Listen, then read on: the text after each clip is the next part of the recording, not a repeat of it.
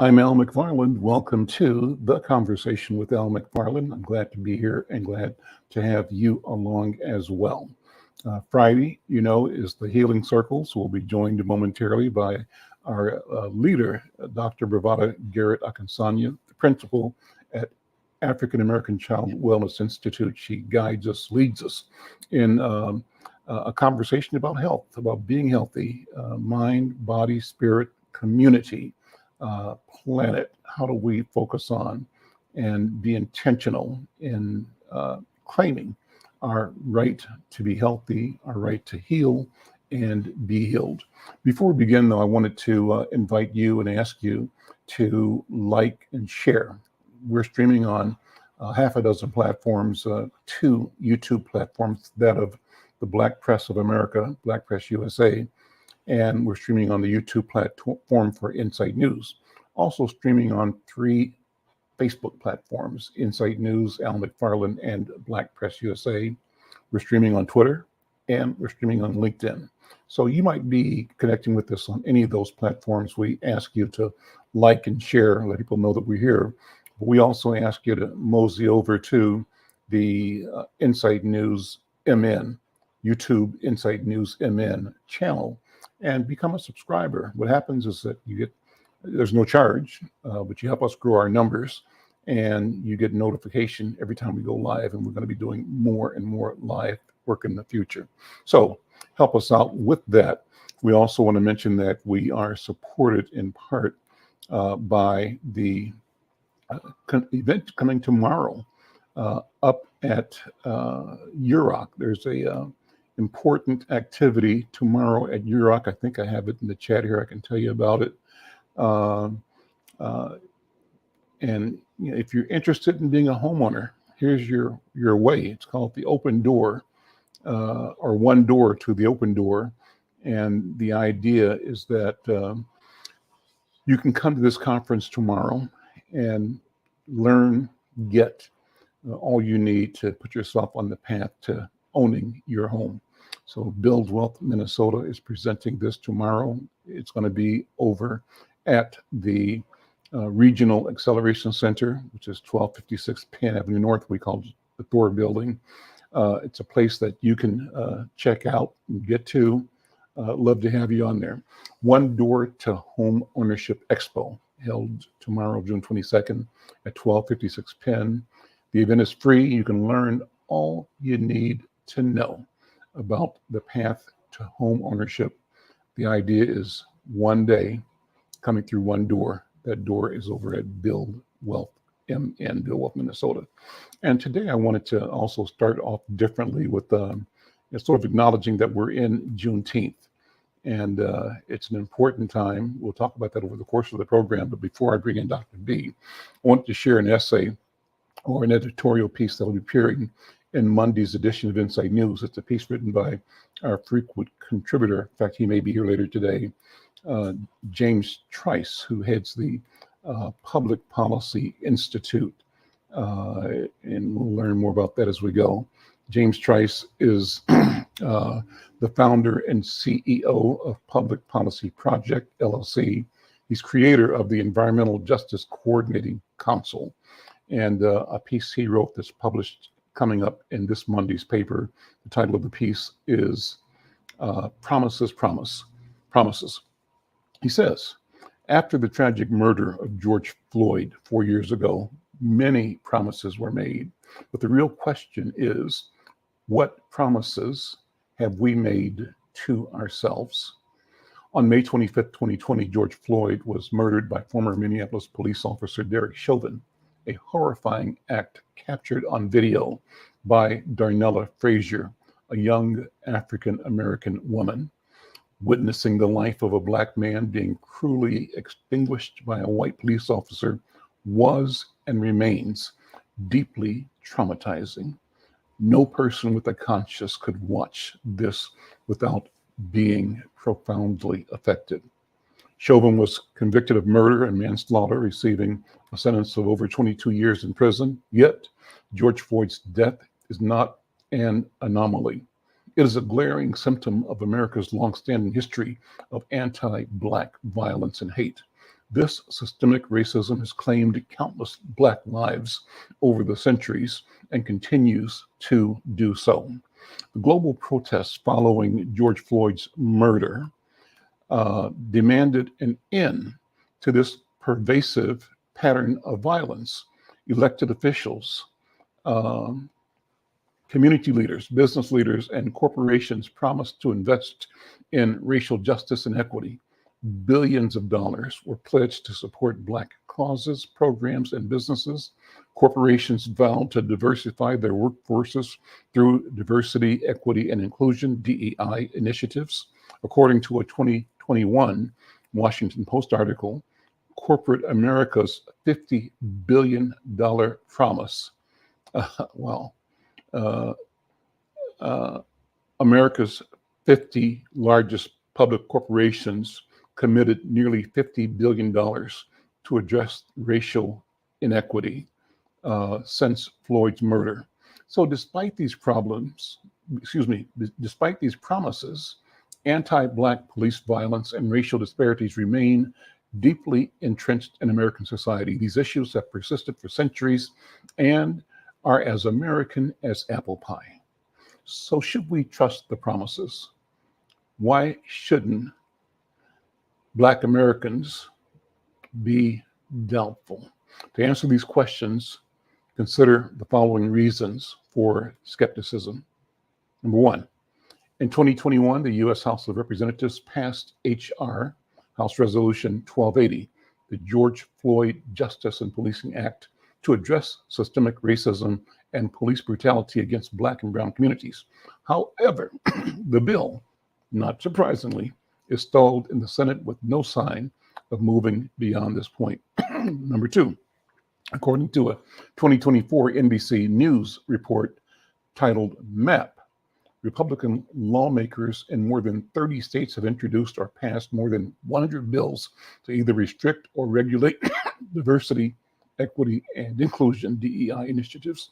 And, in the current 2024 legislative session. Third reason, of the more than $50 billion promised by profit-driven corporate America in the 2021 Washington Post article mentioned above, $45.2 billion is allocated as loans or investments that they being corporate America, could stand to profit from. And $4.2 billion of the total pledge is in the form of outright grants. About $70 million went to organizations focused specifically on criminal justice reform. So, James Trice continues, while we recognize the progress achieved, America still grapples with deep-seated anti-Black sentiments, many of which have been internalized by members of the Black community. In light of this harsh reality, why should we trust the promises of those who perpetuate the damaging misconceptions about Blackness? The more significant question is, what promises have we as Black people made to ourselves after witnessing yet another public execution of a Black man? What commitments will we make to support each other and stand together against a system that still views us as interlopers? We may not always agree. We are not a monolith, but being unified and treating each other with respect is essential. As Malcolm X said, we should never fall out with each other just because we believe in different methods, tactics, and strategies. Malcolm X. So, Trice writes, here are 6 promises I believe we should make and keep to each other. 1, mutual respect. As Black people, we've endured immense hardships from slavery and Reconstruction to Jim Crow and ongoing racial disparities. We owe it to each other to listen deeply and understand how this historic trauma affects us individually and collectively. We are interconnected, and what happens to Black people anywhere impacts us all. Number 2, education. Commit to learning about our ancestral history from Africa to U.S. Black history. With the wealth of information available, there's no excuse for not knowing our history. We must also teach our children so they understand the context of our present struggles. I encourage us to read more, think more, and do more. Number 3, support Black businesses. promised to support Black-owned businesses without expecting special treatment and respect the effort it takes to run a business, especially in America. Black businesses should reciprocate by treating Black patrons with respect and providing them with excellent service, avoiding the negative stereotypes perpetuated by white-owned businesses. Number 4, speak out against injustice. Make our voices heard about the injustices we face. Speak up whenever we hear about and witness wrongdoing, regardless of our relationship with those involved. Injustice must be confronted wherever it occurs and whomever is the victim. Furthermore, I firmly believe that to whom much is given, much is required. The rich, wealthy, and powerful among us must use their social, economic, and political and economic capital to address these injustices vociferously. Number 5, kindness. Commit to speaking kind words to other Black people, even strangers. Simple acts like saying hello or congratulating someone can have a profound impact. Kindness costs nothing but means everything. Finally, number 6, accountability. Hold ourselves and each other accountable for how we treat one another and how we present ourselves in shared space. We must reject the false assumptions that of an anti-Black system that sees us as inferior. So he concludes, these 6 promises are just a start. There are countless ways we can show kindness and support to each other. We cannot and should not rely on promises from those who sustain a system of white superiority and Black inferiority. We need each other now more than ever. Let us make a vow and honor it to take care of each other always as a Black family. James Baldwin said, quote, "The American Negro is a unique creation. He has no counterpart anywhere and no predecessors. Let's honor that uniqueness and promise to stand united in supporting one another." Again, that's an essay by James Trice. James Trice is the founder and CEO of the Public Policy Project, LLC. He's creator of the Environmental Justice Coordinating Council. And you can reach him if you want to respond to this essay at james_publicpolicy@msn.com. Well, that's a lot to think about. We'll cover some of that in the course of today's conversation. And with that, again, let me invite you to join us in the conversation, to bring your voice to the conversation. And no matter where you are, send us a note, say hello, shout out yourself, your town, your community, your interests. Let us know you're listening and tell other people that you're listening as well. So with that, let me go to Dr. B. Dr. B, good afternoon and welcome to the conversation.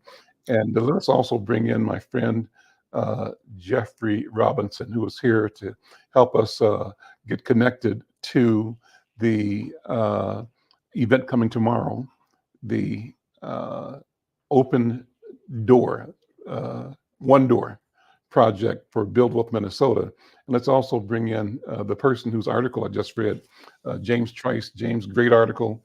Thank you for putting thought to paper and giving us a chance to present these ideas both in the newspaper and by reading it on today's program. So welcome everybody. But let me start today, as we always do, with Dr. B. Dr. B, how you doing, my sister, my queen? I'm just happy to be here, my king and my wonderful brother and the other 2 brothers that are representing up here today. I'm just more than honored to be here and to sit among kings and giants. So as we go forward today, remembering that we stand on the shoulders of people who went before us, and somebody worked their way and hoped and dreamed our way into existence. So we first join in this circle by honoring our elders. And in this circle process, even though it is virtual, we see ourselves in a circle. And the reason we use circle is because there's no beginning and no end, no top or no bottom. Everybody has equal access to the center, which is where we share voice and knowledge. And as we sit here today, I'd just like to invite you to just close your eyes for a moment and understand and realize that all around you are the hopes and dreams of those who came before us. And as we inhale deeply, we bring in the hope and we exhale fear and worry and stress. This sacred space, as we inhale one more time and exhale, we claim our right to wellness, our right to wellness. And as we sit in this circle, and you may open your eyes when you're ready, as we sit in this circle and honor our elders, we also honor our ancestors. So while we stood on the shoulders of our elders stood on the shoulders of our ancestors. And as we honor our ancestors, we do so because they're closest to our Creator. And they stand ready as witnesses to our hopes, our dreams, our past, our future, and especially our now. And in the circle, we use a virtual talking stick. So if we were in a room together, we'd have this stick and would go in a very orderly fashion because African people are orderly. And we use the stick here. You can ask for the stick. That's one of the rules. If you just, the spirit moves and you got to have that stick, just ask for the stick and it will likely be relinquished to you. And as we use the stick, we pass it around in circle so that everybody is assured of having a chance for voice. So today, Baba Al, my brothers, Brother Jeffrey and Brother James, I am honored to sit in circle with you. And together we say the word Eshe, Eshe, and Eshe means thank you. Thank you. In honor of our elders and our ancestors, Eshe. Ashe. Eshe. Here, Brother Al, I'm giving you the talking stick. Great. Well, thank you. I'm going to do the same thing and just pass it and ask our other guests to say what's on their mind, top of mind, and it hasn't got to be on topic. It's as the spirit leads you at this moment. So, Brother James Trice, I'm going to pass the talking stick to you. Thank you, Brother Al. Appreciate being here, being in space with you today. Dr. B, thank you so much for setting the tone for today and for our conversation today. I want to say I very much appreciate you and just your indomitable spirit and just your love for our people. Just thank you so much. Peace and blessings to you. Brother Jeffrey, blessings to you. We have never met before, but I've heard of your work and I've heard of the things you're doing to really build wealth in our community. And I do want to, now that I say that, the thing I want to say is that it is important for us as Black people to build wealth. Extremely important for us to do it. Wealth is probably one of the key pieces of power that we need. Not being rich. There's a difference between being rich and being wealthy. To me, being rich is you have money at your disposal and it may or may not work for you, but it's there, are resources. Wealth is that your money, whatever you have, works for you in your community. It helps build and continues to build over and over again. It's like a seed. When it's planted, it continues to produce fruit, even when it produces fruit and it falls to the ground, and then it produces more fruit. That's wealth. And our ability, our efforts historically to build wealth have been under siege. As evidenced, 1921 Tulsa Race Massacre. That was an effort by this society, by America, to assure that Black people would not accumulate wealth, because that's a threat to them as we accumulate wealth. Oh, they'll let us have some money. We can entertain them. But to begin to build wealth, that's why it's been such an attack on the housing industry, the housing and loans. That's why it's been an effort to prevent us um, from gaining wealth by giving us loans that are astronomically high and interest rates and so forth, over and over again, a constant attack. So, brother, I want to thank you for your effort. And I know it says Build Wealth Minnesota. I want to focus on Build Wealth for Black folks. So thank you so much for your work. And I just want to just throw that out there. Now I actually pass the talking point to you, Brother Jeffrey. Thank you, Brother James, for that word, that kind word. First, I want to start off by thanking Dr. B for creating this bubble of peace where we can just enter in and kind of forget about, not forget, but remove ourselves from outside so that we can really get back to our inner selves and and re-engage back with that spiritual connection that we all have. And Brother James, when I think about the attack against our wealth, I reflect back on conversations I've had with other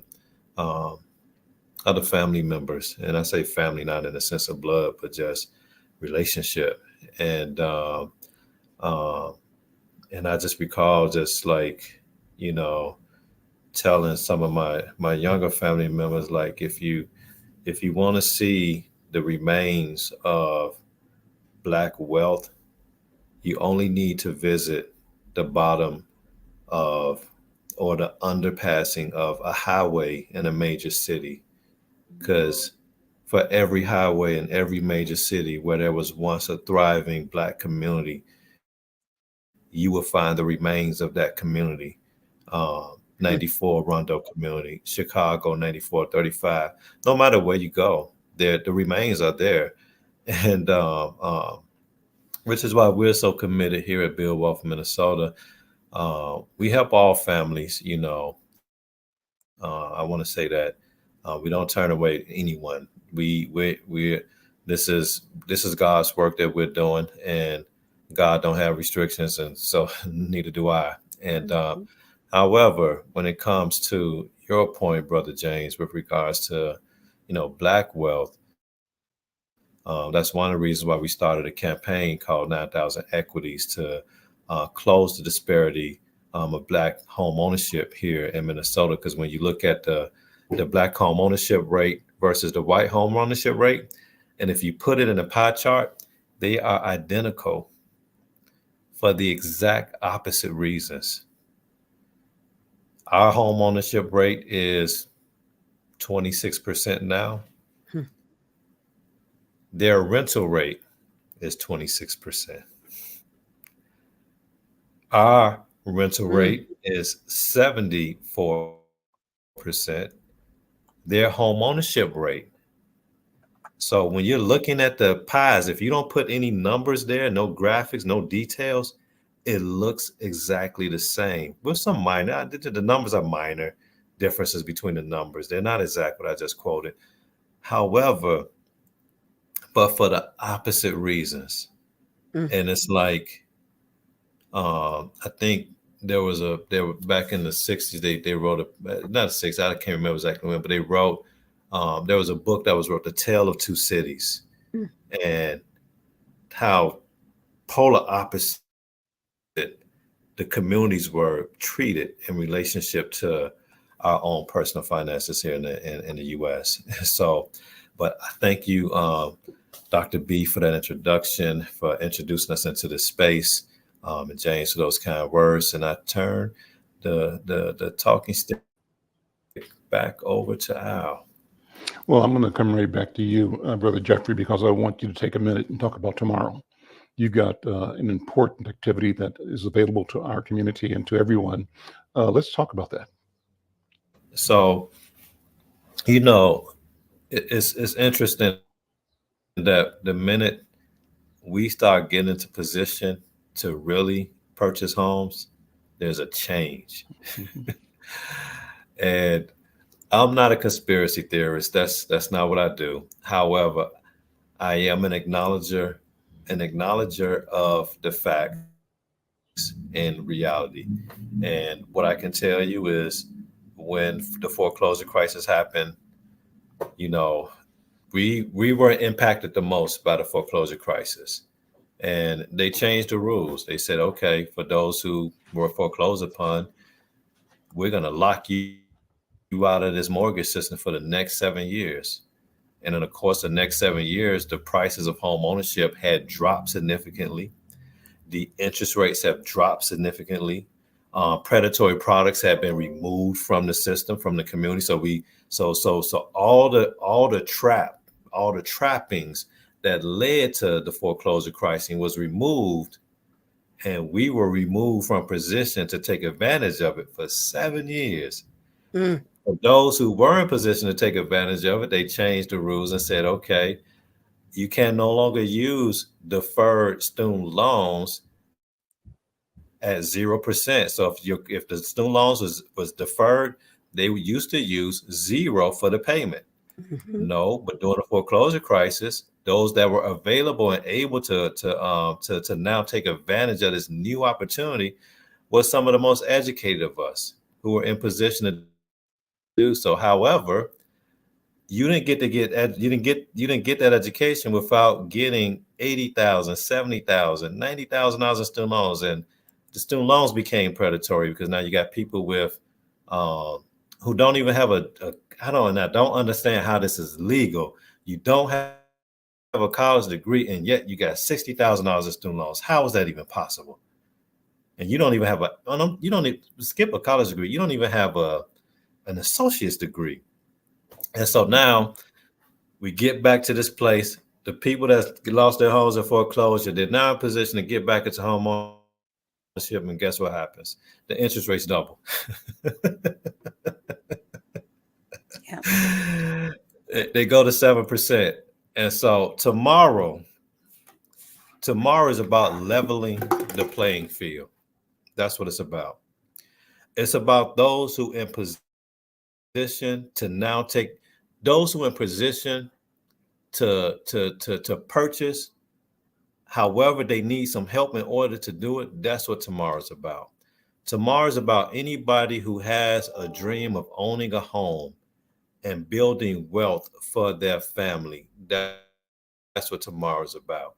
It's about home ownership is the number one way that people across the globe historically throughout humankind have used to build wealth. In fact, the term, we still, like they say, lords for the wealthy people. The word Lord came from, I won't say it came from, but we still use that word here, not so much as they do there in overseas, but over here, we still use the word Lord, but it's a combination word. It takes us all the way back to feudal system, where the original lords were the landlord. And so the man or one man that owned the land, they were the lords. And so now we have to get back into lordship position, our natural position, where we own the land. In order to do so, tomorrow is about that person who don't have the best credit, that person who don't have enough savings. Tomorrow is about that person who has enough savings, that person has enough credit. Tomorrow is about the person who have and the person who don't have. But what they do have commonly is they have a dream of owning a home. And tomorrow is about assisting families, especially Black families, with getting into position to own a home. And the concept of the event tomorrow is called One Door to Home Ownership.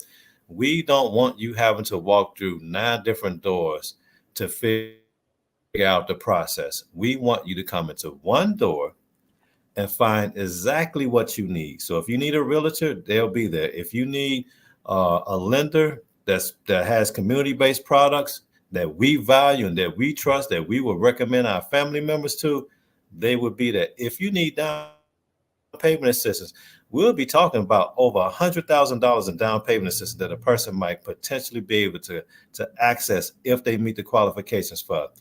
They'll be there. If you don't know where to start and you don't even know, like, I just know I got a dream and I want to get a home ownership and I have no idea where I need to start. Guess what?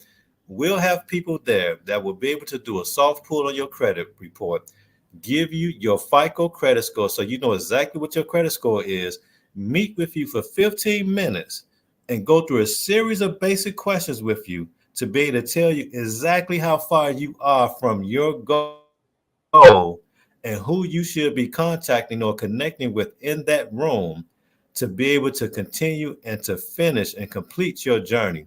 And so it's an all-day event. This is an all-day event. It's from 10 a.m. to 4 p.m. because we recognize that some people got to work on Saturdays.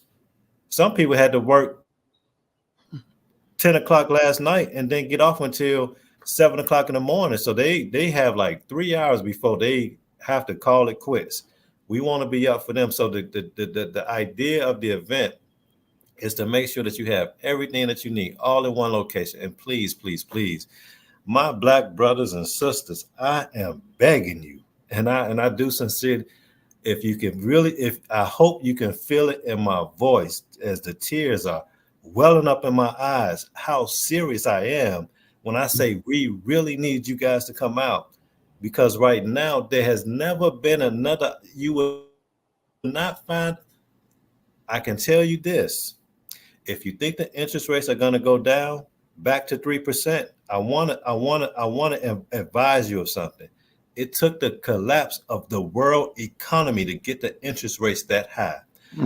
That's a 120-year event. You're going to be, if maybe your great grandkids might be around when it happens again, maybe. But the idea that you're going to be around for another 120 years, God bless you. I'm praying it happens too. And I pray you have the income and the resources to make it happen and to move it forward. But for everyone else, I'm telling you right now, you're not going to find this other opportunity. You're not going to find it. And here's the thing. Can I be real? So here's Please. the thing. I'm your uncle, your big brother, I'm your cousin. I'm that dude that just sat across the bus from you, and now he done dropped some jewels on you, but you got to plant the seeds. But so here's the thing I want to tell you. It's not don't go into this thinking you have to go get your dream home. It's not about the dream home. It's about getting any home. Because guess what? A lot of this money is grants. So 5 years from now, if it's not the house that you want, you will have enough equity in that home to pull it out and go get you something really, really nice. So this is from my heart to your heart. Please come out and take advantage of this opportunity, because when opportunity knocks, if you don't open the door and let it in, you're going to be sent back saying, man, I wish. 9,000 equities, one door to home ownership is going to be on the corner in the third building on the corner of Penn and Plymouth, 1256 Penn Avenue, from 10 a.m. to 4 p.m. Thank you, Al. Thank you, Jeff. Thank you. Let me pass the talking stick back to James Trice. And I see our friend, Dr. Williams is here. Let's bring him in as well. Dr. Williams recently retired from the University of Minnesota. Brother, good to see you. Welcome. Good to be seen, brother. Congratulations, Doctor. Congratulations, Dr. Williams. Thank you very much. I want to come back to you in a minute, Dr. Williams, because I wanted you to get your thoughts on the breaking news I saw this morning on TV. And the newscaster was saying that the Supreme Court has decided that government has the right to remove arms or restrict arms from the person or possession of people that have a restraining order against them due to domestic violence. You are an expert on partner domestic violence. As I was listening to this, I said, I got to talk to Dr. Oliver, because he has a sense of the broad picture, the consequence, the depth of the problem, and what this means towards our understanding of both Second Amendment, but human dignity and human life, and our ability to abuse each other through the use of firearms. I'm going to come back. So think about that for a second. Brother Trice, I'm going to hand the talking stick back to you, because I want to give you a chance to also invite people to an important event. And these things are all connected. It's all how we build wealth as community. Brother Trice. Yes, thank you very much, Al, and thank you, Brother Jeffrey, for that presentation and really inviting us to this tomorrow. And I hope that people really participate and come through and understand the significance of what you're trying to do, and to show up and people get help. I'm going to believe God for that to happen for people tomorrow. So thank you so much. I just want to say also, Al, that I have to go after this. I have another engagement I need to get to, but I want to invite people to participate in the second meeting of the Upper Harbor Terminal update. I want to say Upper Harbor Development. They used to call it Upper Harbor Terminal. It was Upper Harbor Development that's happening. It's a 50-acre site in north side of Minneapolis on Dowling Avenue, Mississippi River. And there's a significant development that's going to take place there. And we've been doing community engagement for the last, since I know I've been engaged with the project since 2021, to engage people, to make sure that people understand what is happening and the development happening, and the opportunity for people to really make their voice heard and to say what it is they want in that development. Many times when development happens in Black and brown communities, we are afterthought. We're not brought into the decision maker table from the beginning. And things happen to us. Development happens to us, not with us. And this development promises to happen with us. And there's been a series of meetings over the last several years. And I just want to invite people to one that's happening this Wednesday, the 26th of June, at the same building that Brother Jeffrey is going to have this Build Wealth meeting in. And that's the 1256 Penn Avenue building, known as the Thor building, Suite 5200. And this meeting specifically is going to talk about the health hub that is promised to happen there on the Upper Harbor development, along with several other things that I don't have time to get into, as you go to the city's website and get in and get more information on that. But from 5:30 to 7:30, come out, and we're going to talk about the health hub, what individuals want to see in that health hub. Right now, the city of Minneapolis and the developer United Properties is presenting a group called Inner City Tennis, really to provide that health hub, manage the health hub, should I say, but also looking for partners to really provide all of the health requests that people are asking. People are asking to go beyond tennis and go beyond sports, but to provide some mental health resources for people as well, emotional health, as well as some dietary things. So it's not just focused on sports, but they're looking for other ideas about what are possible health requests that the community has. But let me also say this, and going back to the wealth conversation, because I think this is something that we need to continue to resonate with and talk about, is that when the coordinated plan was approved by the city council for the Upper Harbor development to take place, within that coordinated plan, which was created also by community residents, community stakeholders, and so forth, they asked that the benefits of the development be focused toward ADOS communities. So let me be clear. ADOS, American descendants of slavery. They were specific in not saying BIPOC or people of color, because when we use those terms, you all, that still Black people are left out, right? You can say BIPOC, but Black people are still left out. You can say people of color, but Black people are still left out. We want to be specific that since North Minneapolis, my understanding, somebody here correct me if I'm wrong, the largest population of African Americans in the state of Minnesota is in North Minneapolis. We want to make sure that African Americans, descendants of slavery, benefit from the benefits that are happening. That's written in the coordinated plan. That's there, decided by the city council. That's going to take place. That we make sure we focus those benefits to those communities. And so I want to thank you all. Tomorrow, next Wednesday, the 26th of June. 5:30 to 7:30, food will be served. Come and make your voice heard around what you want to see with regard to the health hub, and that's just, again, this is just the first phase of this development. This is a large development. We're looking at 50 acres, and there's many components to it. But Wednesday is going to talk about the health hub and what people want to see. So, And James, what's the price tag? What's the potential cost or investment involved in Upper Harbor? well, I understand the question. This is $100 million project, or what's the number? Is that number around? I'm not sure. Yeah, it's probably more than that. We're looking at Mhm. almost 50 acres of Mhm.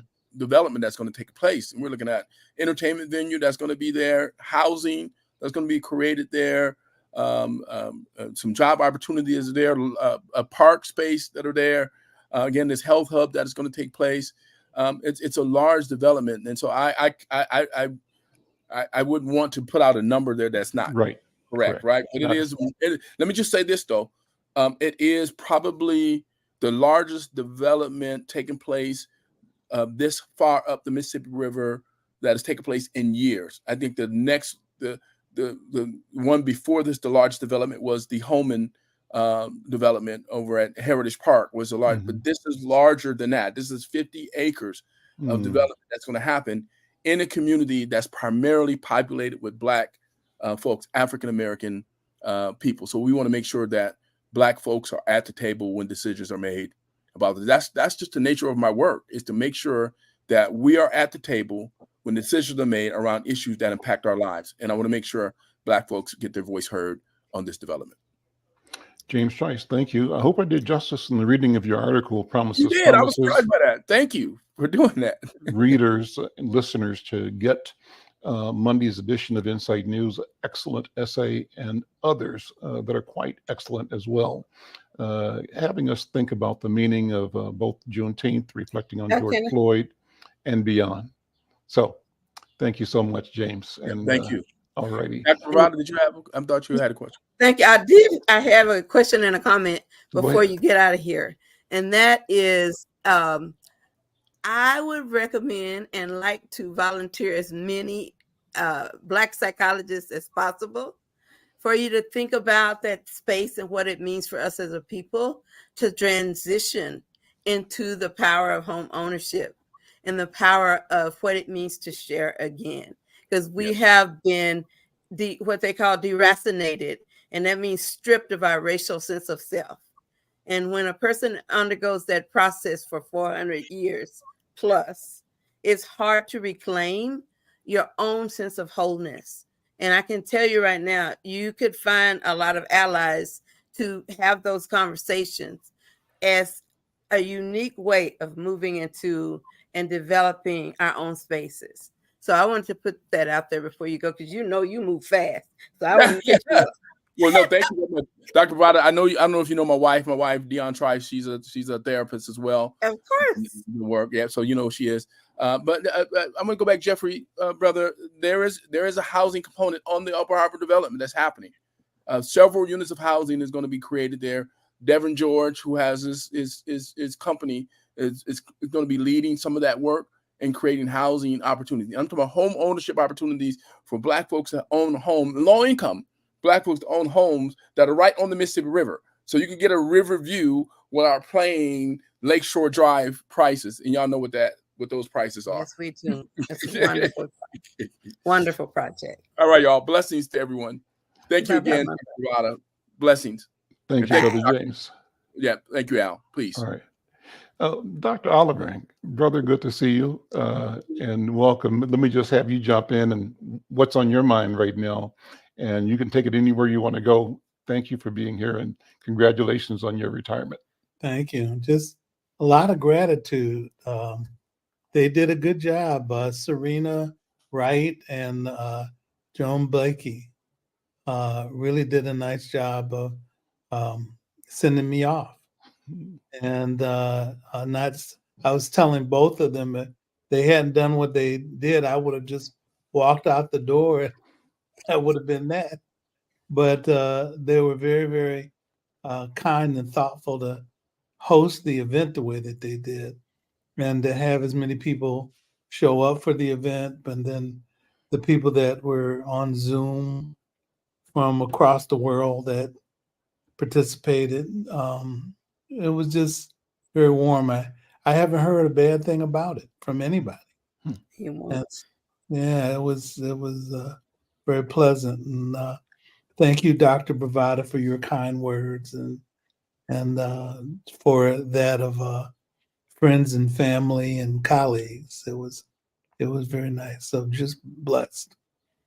So And can I jump in? Because I want to bear witness. That's what little sisters get to do. So I'll claim you today as my big brother. And I'm going to say this. That event was fabulous. People came from all around the world. Do you hear me? Not just across the street or from Duluth or up on east side, west. They came from around the world, from South Africa and Europe. And I mean, it was, it was like, it was amazing. That's all I can say. It was like the United Nations, but the center of the power was in a Black man called Oliver Williams, who had already spilled out his heart and his work and his knowledge into every single person in that space. We were laughing, we were crying, we were hugging. We didn't even know each other when we started, but by the time he got through, it was like having church. We met so many new friends. So, Brother Oliver, God bless you as you step into this new part of your life, because I know you don't know how to quit working. We already know you're working with us. So well, that's right. It's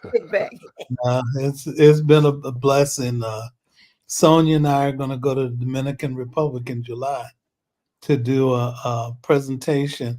As a matter of fact, Elizabeth is coming, and LaDonna, you saw her with the African American Domestic Peace Project from Detroit, and we're going to present to a group of community people and pastors about dealing with the intersection of domestic violence and faith. And so, you know, one of the things that I've been thinking about, though, Al, is that, you know, this Trump administration has done things to, I think, discourage people. If you didn't have your sense of faith beforehand, you know, there can be people who are discouraged by what they see because their brand of faith is not my brand of faith. And let me make a comment on that quickly, because this morning, Bobby, my wife Bobby, and I are watching the news, and there was a news story on Steve Bannon, right? And it tied into you know, the elections coming up, and the Supreme Court being asked to, he's going to ask them to overturn his conviction, his prison sentence. And but Bobby said, "Look at this picture. He's in the frame, like you and I are all framed what's around us. But his whole background was pictures of Jesus and statues of Jesus. And so we said, the Jesus he served ain't the Jesus we serve. right. I don't think it's the same. So what do you think? Because this guy is hell bent on destroying Black people from our point of view, and he represents the Trump ideology and intention. What do you think? Well, I go back to that movie before Barack was elected as president, and the movie Head of State with Chris Rock, and the Republicans made the Republicans in the movie said, "God bless us and nobody else," and then Chris Rock said, "God bless us and everybody else."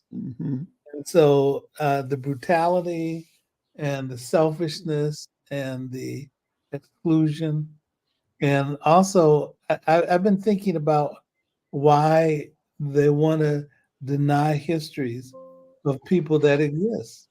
Gay people exist. You know, Black people exist, and we have our history. There are different communities, people who are trying to leave difficult circumstances in different countries. Coming to the United States is one way to be able to avoid. I work with people. I did some work in Canada, and there were people that left South America to get to the United States because they were, and get to Canada because they're killing folks and killing family members, dealing with the brutality that they're dealing with. So if you can't be thoughtful about even trying to address those issues and challenges, I don't know what's wrong with you.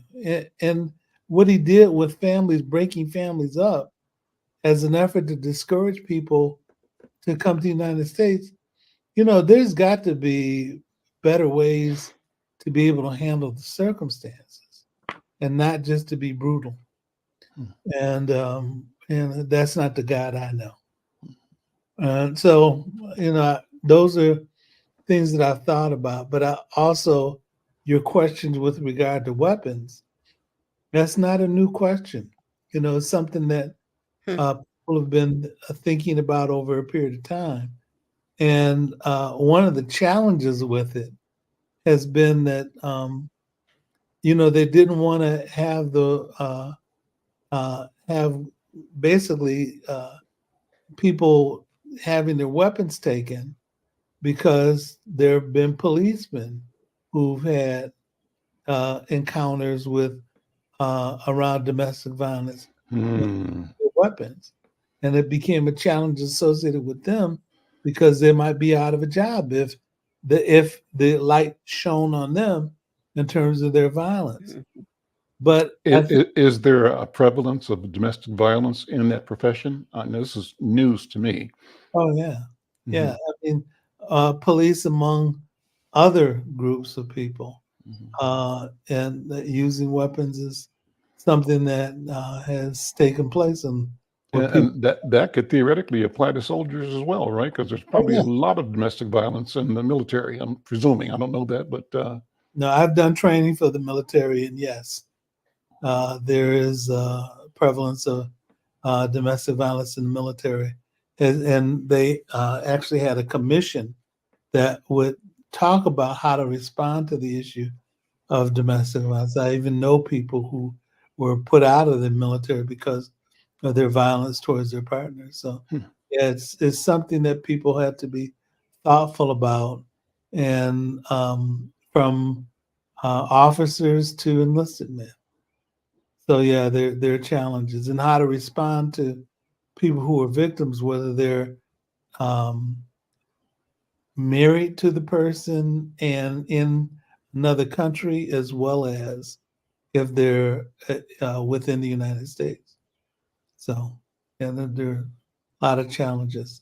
So do you think, Dr. Williams, that we're on the right path in at least bringing the question to the court? Will the court decision today reflected a 9-1 decision or 8-1 decision in favor of allowing the government to remove or restrict possession of arms by people who, not that they've been convicted, but even if they have restraining orders, it's a legal action. It's not a conviction, but it's a legal condition. And so that, on the one hand, seems to, probably raise the deepest fear of all the Second Amendment. Me and my gun are sacred, and you can't touch me and my gun because I'm here to defend, the Holy Grail, democracy. So where do you see us going with that? How do we, what's the good of that, and what's the next level? What's interesting to me is, why nobody's trying to run in your house and take all your weapons. Nobody's doing that. But the way that their argument shakes out, that's what they keep promoting, that the next step is that they're going to go in your house and take all your weapons. You don't need all the different types of guns that people have, and there's no need for it. And so the fact that people get up in arms about and allowing basically people who are selling guns to have their way associated with it and without curbing it, I think that's a problem. But if the effort is to be able to try to intervene to try to address those sets of issues, I think it's important to be able to do it.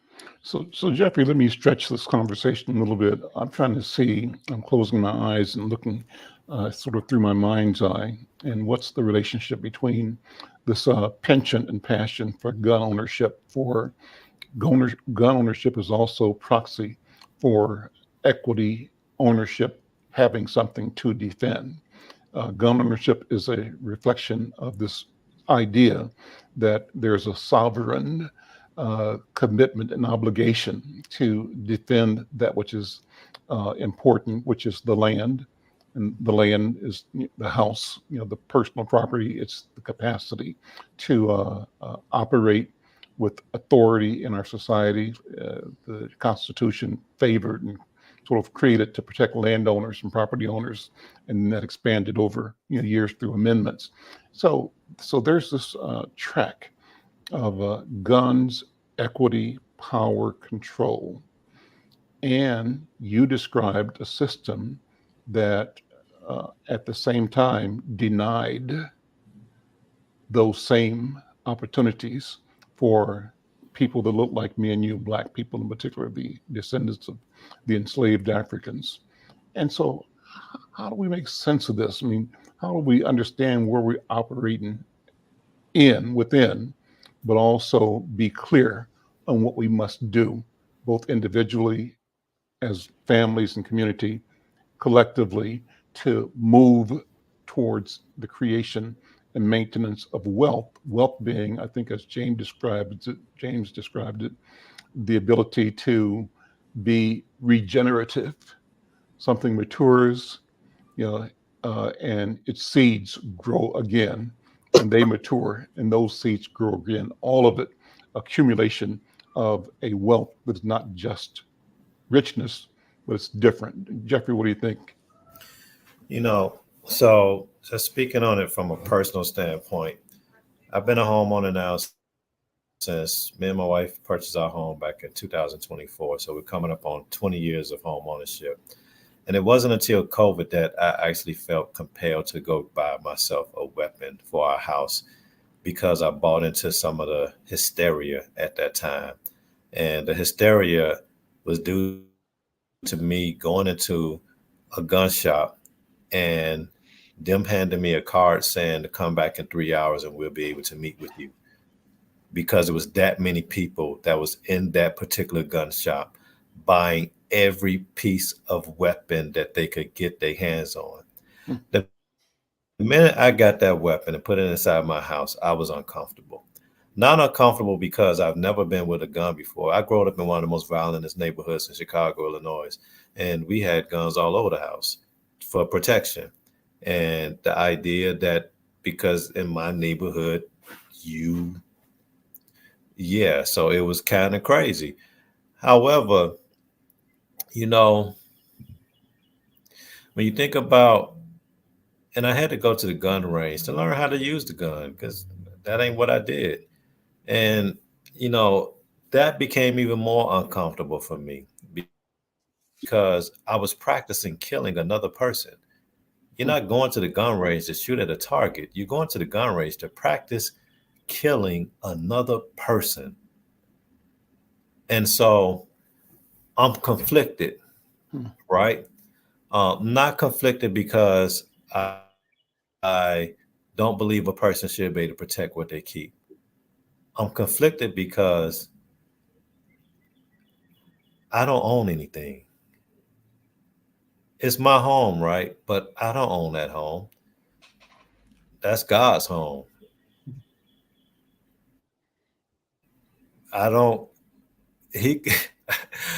So spiritually speaking, I can only speak from that manner. I don't own anything that cannot be taken from me at the blink of an eye, because when I transition, I can't take any of this stuff with me. So I don't technically own it. And two, I stay over North Minneapolis.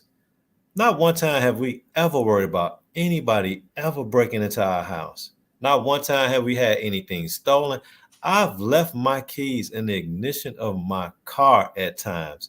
Not one time has anyone, and I've left my keys in the door of my car and then realized I did it until the next day I'm looking for my keys.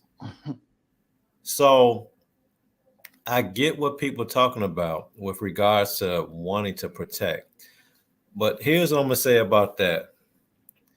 Let's first worry about getting something that you feel somebody can take from you. Let's power. There's power in home ownership. If you feel like you need a weapon, okay, that's to each his own. However, I can tell you right now that there's no greater power you're gonna get than that comes from watching your kids walk into a room and not have to worry about somebody knocking on the door because you're 3 days late on the rental payment. There's no power greater than listening to your kids say, "Mommy or Daddy, is that my room? My room just for me?" There's no greater power than watching your grandkids playing in your backyard, the same yard that you raised your kids in. There's no greater power than knowing your neighbors and knowing your neighbors' kids and watching them grow up from being little bitty babies to now asking you to watch their kids when you used to watch them. There is no greater power than supporting families in your neighborhood from your base of operation, which is your home, helping them get into position to be able. There's no.